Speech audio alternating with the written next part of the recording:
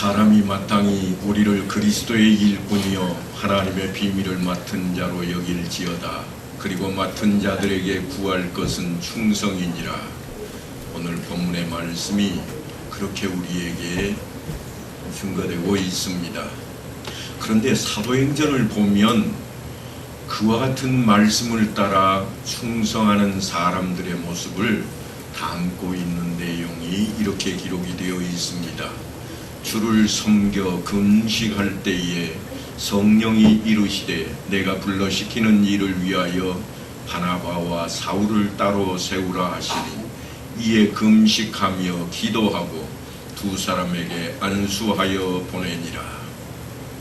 이 말씀은 사실 우리 성도들에게 있어서 선교사를 파송하는 파송식 정도로 별로 심각하게 들려지지 않는 그런 내용이겠습니다만, 이 내용이 사실 굉장히 중요한 부분으로 우리에게 들려지고 있습니다.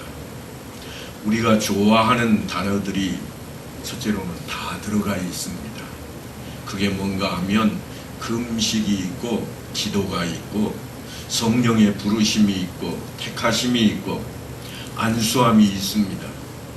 그러니까 우리가 흠모할 만한 것들은 모조리 다 여기에 꿰어차고 있는 겁니다. 바로 그것 때문에 오늘도 한 번 더 이 말씀을 좀 우리가 살펴보기를 원합니다.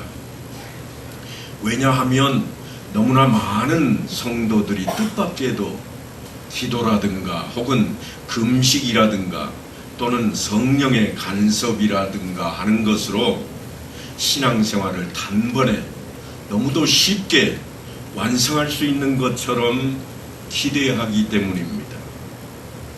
그저 간절한 마음으로 전심을 기울여서 열심을 내기만 하면 다 된다, 이런 생각을 가집니다. 사자성어에도 그런 용어가 하나 있습니다. 정신일도 하사불성이라.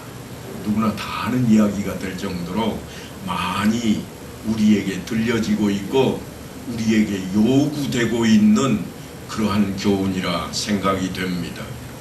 그런데 우리는 어쩌다 보니까 그것이 충성인 걸로 착각을 하기 시작했습니다. 그런 것들이 신앙의 깊이가 될 수도 없고 신앙의 어떤 일을 이루어내는데 필요한 조건이 될 수가 없는데도 불구하고 그거 하나면 다 될 것이라고 여기는 게 우리들 마음 저 한 속에 깊숙하게 자리 잡고 있다고 하는 것입니다. 그것은 사실 따지고 보면 사람들이 생각해낸 자연스러운 인간의 본성입니다. 인간의 본성이 갖는 인간적인 종교심이지 성경이 신앙을 그런 식으로 설명하고 있지를 않다고 하는 겁니다. 예를 들면 뭔가 실력이 안 되면 머리를 깎고 덤비는 운동선수들이 종종 있습니다. 객관적으로 살펴보면 분명히 실력이 열세인데도 불구하고 정신력으로 극복하기만 하면 못 이길 것이 없다고 생각을 해버립니다. 항상 우리가 생각하는 운동 경기가 대부분 그렇게 우리에게 기대감을 줍니다. 그래서 무슨 경기가 되었든지 일본하고 우리가 맞붙기만 하면 무조건 이겨야 됩니다. 실력이 있고 없고의 문제가 아닙니다. 정신력으로 버텨야 된다고 생각을 합니다.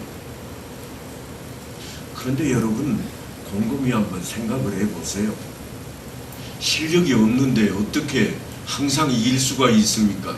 어쩌다 한번 이길 수 있을 것입니다. 다윗과 골리앗의 사건이 우리에게 제시가 되어 있습니다만 성경이 처음부터 끝까지 그 이야기를 하고 있지를 않습니다. 하나님을 온전히 따르는가, 그의 중심에 하나님이 계시는가, 그때 딱 한 번 다윗을 통해서 우리에게 들려주고 있는 말씀입니다. 그런데 우리는 늘 생각합니다. 다윗이 실력이 있었기 때문에 이긴 것이라. 못 이기면 다윗만큼 우리가 정성을 들이지 않았다, 다인 만큼 우리가 열심을 내지 않았다, 그렇게 생각을 해버립니다.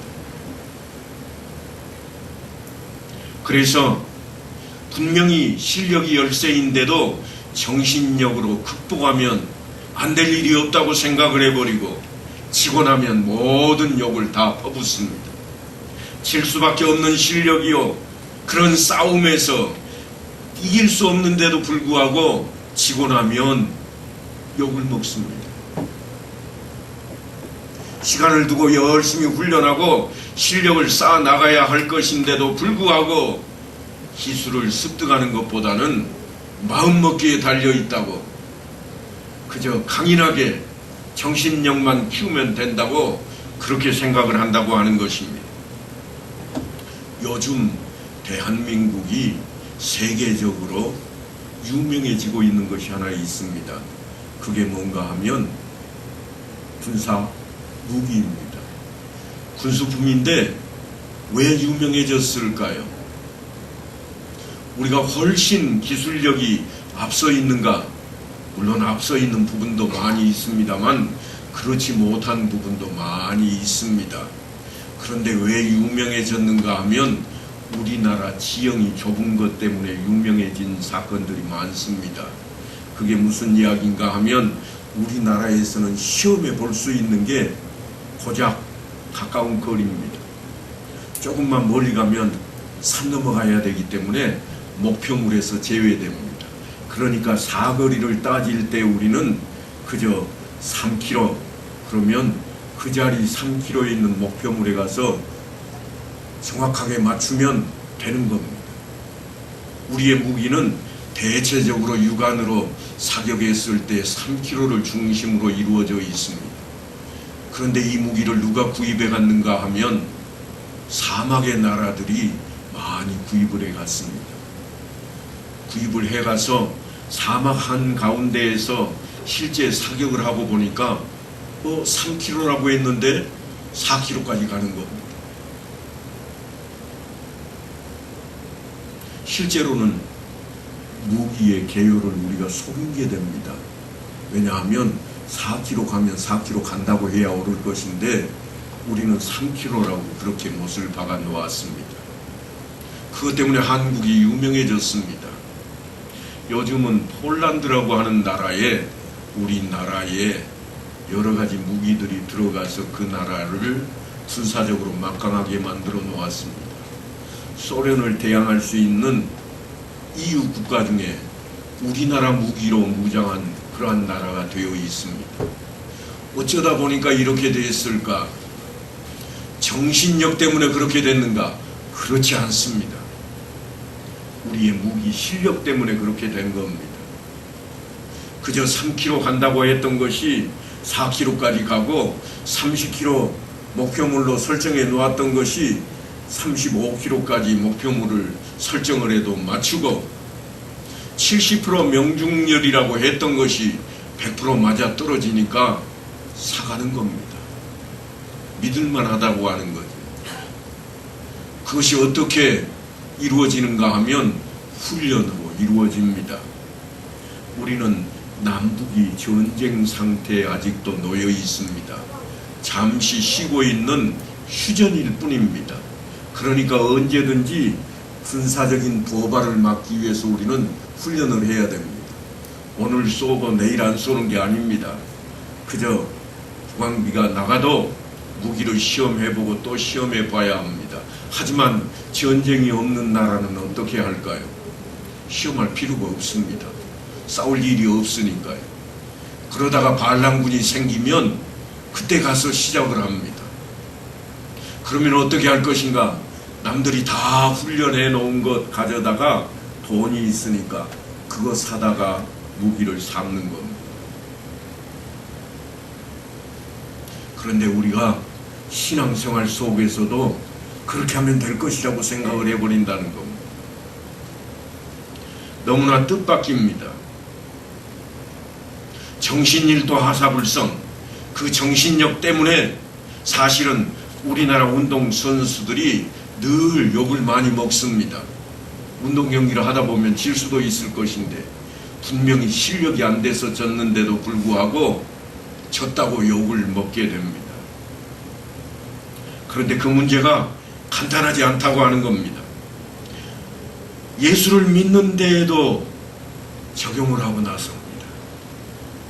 어느 날 자기가 간절한 마음과 열심만 있으면 느닷없이 하루아침에 좋은 신앙을 갖게 될 것이라고 기대해 버립니다. 내 믿음은 왜 이럴까? 정성이 부족한 거예요. 내 믿음은 왜 이럴까? 내가 열심을 안 내서 그런 거야. 저 사람 보니까 열정적으로 하니까 믿음이 있잖아. 우리가 믿음의 세계를 그렇게 생각하게 되기 시작했다고 하는 것입니다. 그래서 열심히 있는 사람이 되기만 하면 믿음도 좋고 신앙생활도 잘 할 것이라고 그렇게 믿는 사람이 많아졌습니다. 저는 오늘 그 이야기를 이끌어가기 위해서 사무엘상 4장의 말씀을 들어서 설명하고자 합니다. 사무엘상 4장은 믿음이 어찌 이루어져 가는가를 우리에게 보여주는 전쟁 이야기입니다. 4장 2절로 3절을 보면 이렇게 되어 있습니다. 블레셋 사람들이 이스라엘에 대하여 전열을 벌이니라. 그 둘이 싸우다가 이스라엘이 블레셋 사람들 앞에서 패하여 그들에게 전쟁에서 죽임을 당한 군사가 4,000명가량이라. 백성이 진영으로 돌아오매 이스라엘 장로들이 이르되 여호와께서 어찌하여 우리에게 오늘 블레셋 사람들 앞에 패하게 하셨는고? 여호와의 언약궤를 실로에서 우리에게로 가져다가 우리 중에 있게 하여 그것으로 우리를 우리 원수들의 손에서 구원하게 하자. 전쟁에 졌습니다. 져서 군사들이 4,000명이나 죽고 폐잔병이 되어서 돌아왔습니다. 그랬더니 장로들이 하는 말이, 야, 왜 이렇게 졌어? 열심이 없네. 분명히 이스라엘 백성이라면 이미 다윗이 했던 말을 기억해 내야 됩니다. 그게 뭔가 하면 전쟁은 누구에게 있다고요? 하나님께 있나니. 왜 졌을까? 하나님 왜 졌습니까? 하나님께 질문하고 나서야 될 것인데 우리의 열심이 부족해서 우리가 뭘 부족했지? 아, 덮개를 안 가지고 갔구나. 야, 그거 빨리 가 덮개 가져와라. 우리가 열심이 부족했네. 좀 열심을 내보자. 그렇게 진단을 하고 그렇게 처방전을 내렸습니다. 그래서 열심을 내고 있습니다. 마치 신앙이라고 하는 것을 귀신을 불러내는 주문처럼 그렇게 생각하고 있는 겁니다. 자신들에게 필요한 일에 능력만 빌려오는 비법으로 생각했습니다. 우리가 어떤 비법을 놓쳤지? 비법이 뭐였을까? 아, 전에는 우리가 언약궤를 앞세웠는데 비법으로 언약궤를 놓쳤구나. 그러니 어떻게 해요? 언약궤를 가져오자. 비법만 있으면 이긴다. 하나님은 안중에도 없습니다. 말로는 하나님의 백성이요 하나님의 뜻대로 산다고 외치는 이스라엘입니다. 그런데 전쟁을 하면서 다윗이 그렇게도 외쳤던 전쟁은 여호와께 있나니, 여호와께 속했다고 그렇게 외쳤던 것을 얼마 가지 않아서 놓쳐버리고 있습니다. 그래서 어떻게 됐는가 하면 10절로 12절을 보면 이렇게 기록합니다. 블레셋 사람들이 쳤더니 이스라엘이 패하여 각기 장막으로 도망하였고 살육이 심히 커서 이스라엘 보병에 엎드러진 자가 3만 명이었으며 하나님의 교회는 빼앗겼고 엘리의 두 아들 홈리와 비느하스는 죽임을 당하였더라. 이스라엘 지도자들이 신앙이 뭔지를 놓치고 있습니다. 자기들이 왜 싸우고 있는지 목적을 잃어버렸습니다. 자기들이 왜 이 땅을 지켜야 하는지, 지켜야 할 이유를 놓쳐버렸습니다. 그리고 뭘 구하고 있는가 하면 그저 비법이 뭔가 열심만 내면 된다, 열정적으로 좀 해보자, 그렇게 열심히 뛰쳐나갔다가 4,000명 죽었던 것보다 훨씬 많은 3만 명이 전쟁에 패하고 죽어버리고 맙니다. 그러니까 그들은 지금 신앙이 뭔지를 모르고 있는 겁니다. 아직도 정신을 못 차리고 있습니다. 이것이 우리에게 아주 중요한 사실로 다가옵니다. 그 뒷이야기는 이렇게 진행됩니다. 하나님의 교회를 빼앗겼는데 그 언약궤가 블레셋 사람들 진영으로 들어갔습니다. 이스라엘이 그렇게도 비법으로 생각했던 그 언약궤 비법으로 써먹지도 못하고 뺏겨버렸습니다. 그러면 블레셋이 이번에는 비법으로 이 언약궤를 사용하는가? 가만히 그 뒷이야기를 보니까 그렇지 못합니다. 하나님께서 자꾸 이 언약궤를 그들이 가지고 있는 것 때문에 블레셋의 재앙을 일으키십니다. 가만히 들여다보니까 이 언약궤가 블레셋 땅으로 들어온 뒤로부터 자꾸 재앙이 생기는 겁니다. 그래서 어떻게 하는가? 돌려보내자. 이거 비법이 아니다. 이방인들마저도 비법이 아니라고 생각을 합니다. 이거 우리 거 아니네. 우리한테 있으면 큰일 나겠다. 그러니 원래 자리로 가게 해주자. 그래서 하나님의 백성들이 있는 이스라엘 땅으로 그걸 보내고자 합니다. 사무엘이 그 일로 이스라엘을 어떻게 다스리고 있는가? 사무엘상 7장을 가면 이렇게 사무엘이 신앙이 무엇인지를 이스라엘 백성들에게 가르치고 있습니다. 사무엘이 이스라엘 온 족속에게 말하여 이르되 만일 너희가 전심으로 여호와께 돌아오려거든 이방 신들과 아스다롯을 너희 중에서 제거하고 너희 마음을 여호와께로 향하여 그만을 섬기라. 그리하면 너희를 블레셋 사람의 손에서 건져내시리라. 그러니까 이스라엘 백성이 하나님 백성이라고 하면서 무슨 일을 했다고 하는 이야기입니까? 그들이 이방신을 섬긴다는 겁니다. 아스다롯을 이미 섬기고 있다는 겁니다. 사무엘이 보니까 이 사람들이 말만 하나님의 백성이지 세상 사람들이 믿고 있는 잡신을 다 믿고 있고 거기에 따라가고 거기에 제사를 드리고 그저 좋은 것은 다 받자, 하나님 편에 서서 하나님께서 주시는 복을 받고 이방신을 우리가 섬김으로 그들에게서 악한 것이 우리에게 있지 않게 우환이 들끓지 않게 하자. 그래서 이것도 하고 저것도 합니다. 적당히 하는 겁니다. 마치 오늘날 예수 믿는 사람들을 향해 세상 사람들이 하는 이야기와 비슷합니다. 무슨 유별나게 예수만 그렇게 이야기하는가? 적당히 예수도 믿고 조상도 좀 잘 믿으면 조상신이 와서 도와줄 거야. 하나보다는 둘이 낫지 않은가? 그 서양신 예수신만 믿지 말고 우리 조상신도 잘 믿자. 어느 날 예수 믿는 사람들이 슬그머니 빠져 들어갑니다. 이유가 있습니다. 뭔가 하고 들여봤더니 가정의 평화를 위해. 모일 때마다 왜 이렇게 싸워야 되는가? 예수 믿는 것 때문에 싸워야 할 것인가? 그래서 적당히 타협을 하기 시작했습니다. 명절 때만 예수 믿는 건 내려놓자. 이제 명절이 가까이 다가오고 있습니다만 이 명절 때만 우리가 예수 믿는 것을 잠깐 내려놓으면 우리 가족이 화목하고 그저 떳떳하게 예수 믿고 떳떳하게 조상 섬기고 다 할 것 아니겠는가?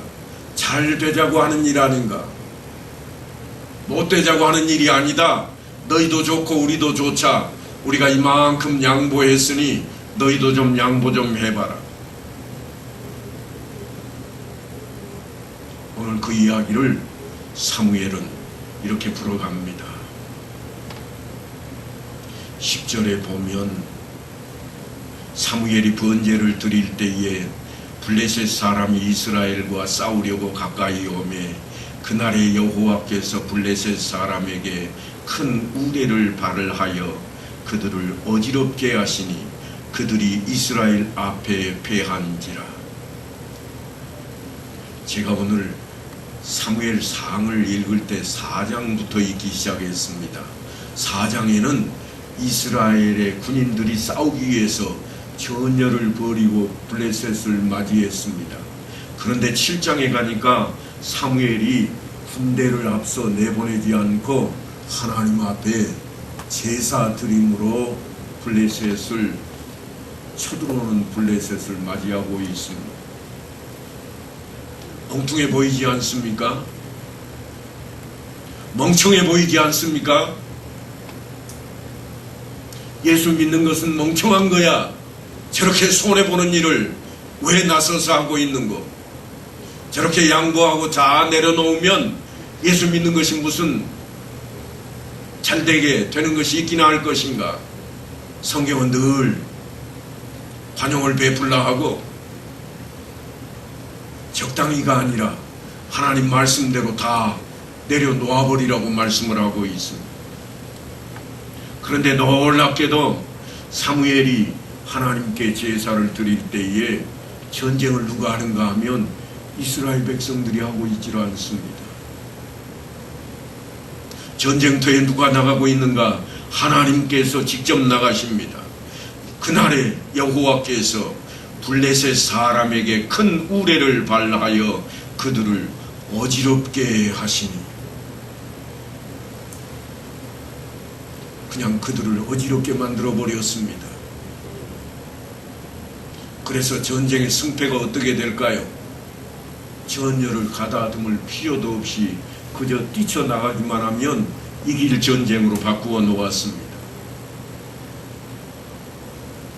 돌멩이 하나로 그 장대한 골리앗을 물리쳤던 다윗이 외쳤던 이야기처럼 전쟁은 여호와께 속한 것이라 사무엘이 그대로 우리에게 들려주고 있습니다. 그래서 성경이 우리에게 그 이야기를 이렇게 전합니다. 이에 블레셋 사람들이 굴복하여 다시는 이스라엘 지역 안에 들어오지 못하였으며 여호와의 손이 사무엘이 사는 날 동안에 블레셋 사람을 막으심에 블레셋 사람들이 이스라엘에게서 빼앗았던 성읍이 에그론부터 가드까지 이스라엘에 회복되니 이스라엘이 그 사방 지역을 블레셋 사람들의 손에서 도로 찾았고 또 이스라엘과 아모리 사람 사이에 평화가 있었더라. 하나님께서는 분명하게도 화평을 원하십니다. 그 화평을 어떻게 이루시는가? 이스라엘을 막강한 군대로 키워서 그저 다 굴복시키고 끝내시는 그런 하나님이신가? 하나님께서 직접 움직이실 때에 자연스럽게 평안이 이루어지고 있는 모습입니다. 전쟁이 어떻게 되어가고 있는가 하면 전쟁에 필요한 힘을 요구할 필요 없는 모습으로 이스라엘 앞에 펼쳐져 버립니다. 다시 말씀드리지만 신앙은 하나님을 섬기는 일입니다. 신앙은 내가 부자 되는 목표가 신앙이 아닙니다. 신앙은 내가 병 낫는 것이 목표가 아닙니다. 우리는 흔히 착각을 합니다. 내가 열심히 믿으면 부자가 되고 내가 열심을 내기만 하면 내 병도 사라질 것이다. 그래서 우리가 어떻게 하는가? 믿나이다. 하나님 내가 믿나이다. 교회 오면 우리가 큰 소리를 내서 기도합니다. 아버지 하나님 믿사옵나이다. 그래서 어떡하자고요? 하나님 이루어 주옵소서. 우리 자신들을 좀 돌아봐야 되겠습니다. 오늘 사무엘에 대한 이야기를 하고 있습니다만 이 전쟁이 하나님을 섬길 때 그들의 대적을 하나님께서 치시는 것으로 그런 표현이 되어 있습니다만 신약시대에도 여전히 예수님께서도 여전히 그 말씀을 우리에게 들려주십니다. 너희는 먼저 그의 나라와 그의 의를 구하라. 그리하면 이 모든 것을 너희에게 더하시리라.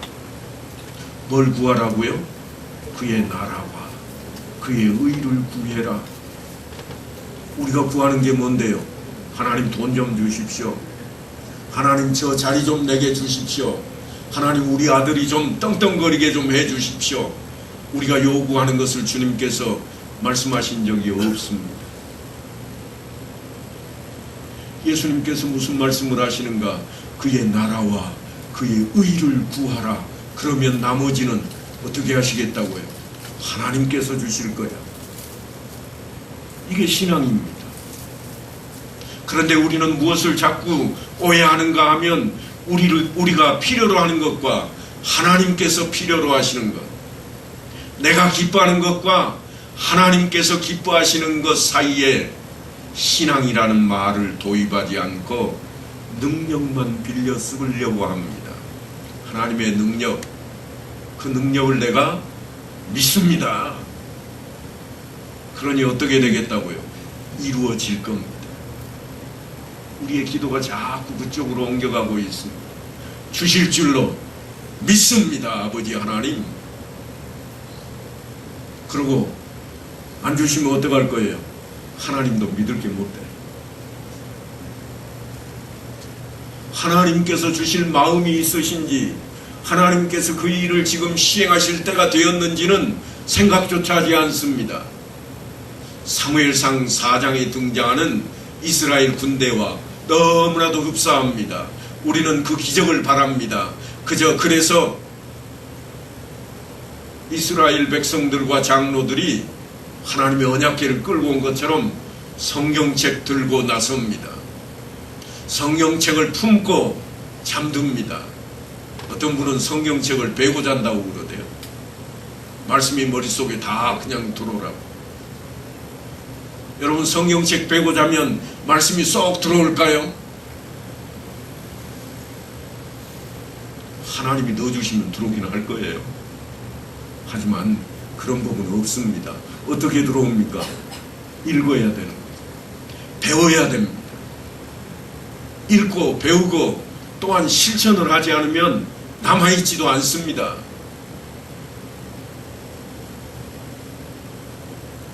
그럼에도 불구하고 우리는 늘 능력만, 그저 기도를 통해서 능력만 받기를 원하고 있다고 하는 것입니다. 그 능력을 받기 위해서 어떻게 하면 될까 생각해 봤더니 비법이 뭐냐? 비법으로 돌아갔습니다. 열심히면 돼. 그래서 성경이 말씀하는 오직 성경을 내 열심으로 바꾸었습니다. 성경 100번 읽으면 될 거야. 열심히 읽습니다. 물론 100번 읽으면 성경이 머릿속에 많이 남을 겁니다. 하지만 실천을 하지 않으면 아무 소용이 없습니다.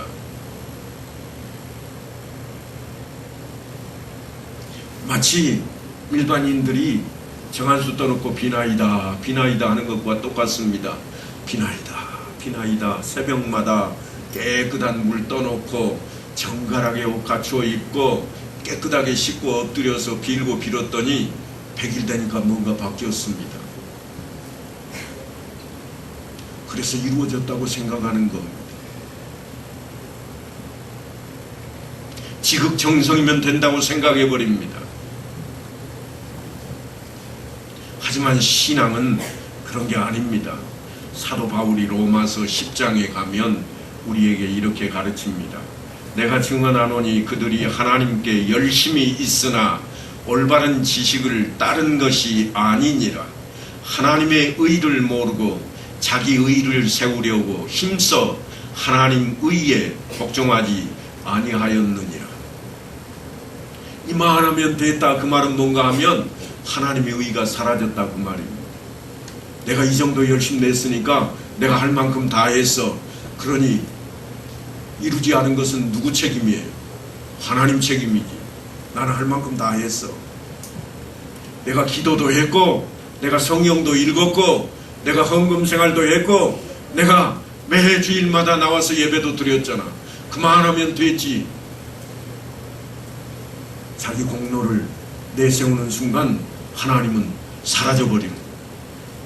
사도 바울이 지금 그 이야기를 하고 있습니다. 그들이 하나님께 열심히 있으나 올바른 지식을 따른 것이 아니니라. 신앙이라고 하는 것은 그런 의미에서 보면 배우는 싸움입니다. 알아야 하는, 알아가는 싸움입니다. 하나님께서 무엇을 어떻게 하시기를 좋아하시는지 성경에 기록된 내용들을 공부하고 하나님 뜻이 무엇인지를 알아가는 싸움입니다. 하나님이 무엇을 좋아하실까?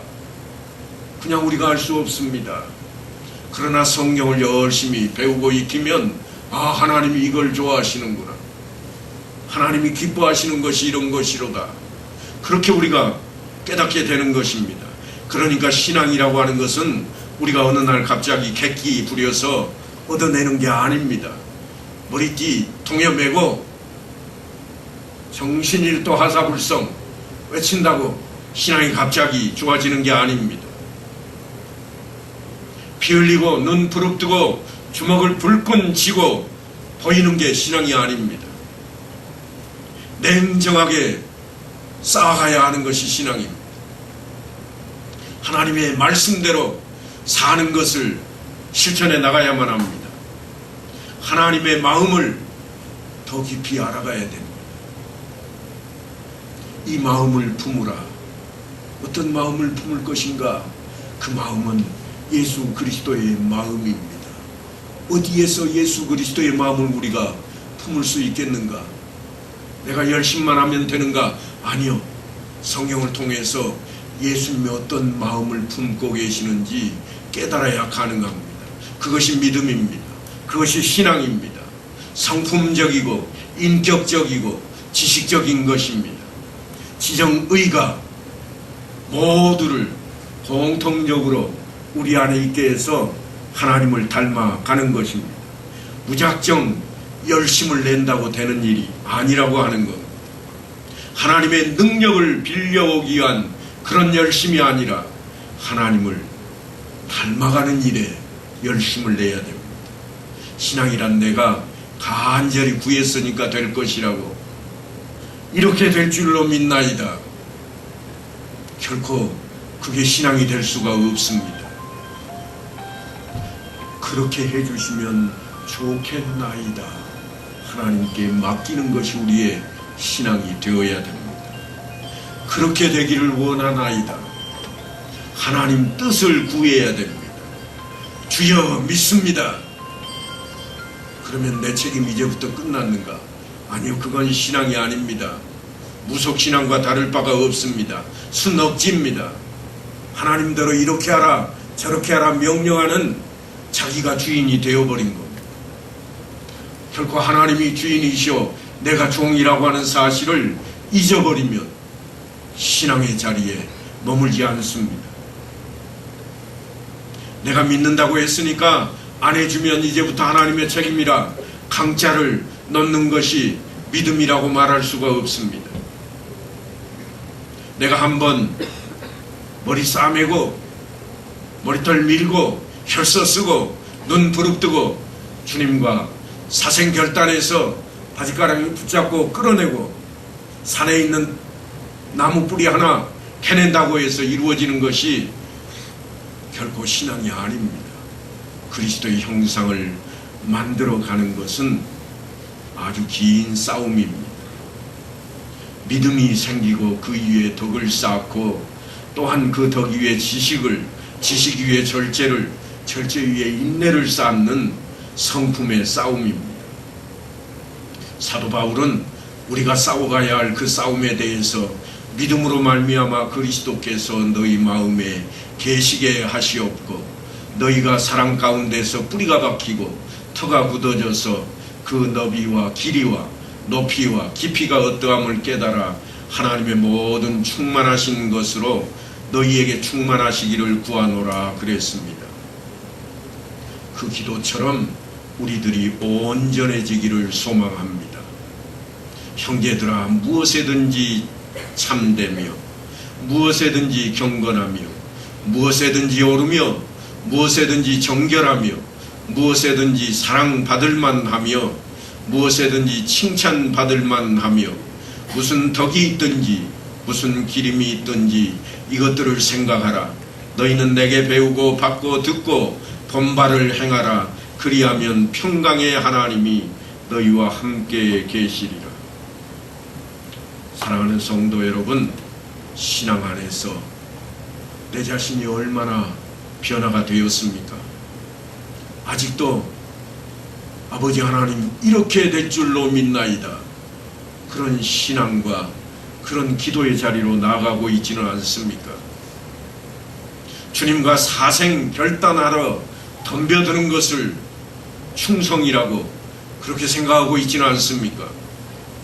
이제는 말씀을 따라 존재가 바뀌고 인격이 변하고 성품이 성장해가는 신앙의 경지에 도달할 수 있도록 말씀을 배우고 또한 시행하는 훈련을 쌓아서 여러분에게 맡겨진 직분을 잘 감당하는 성도들 다 되시기를 간절히 축원합니다.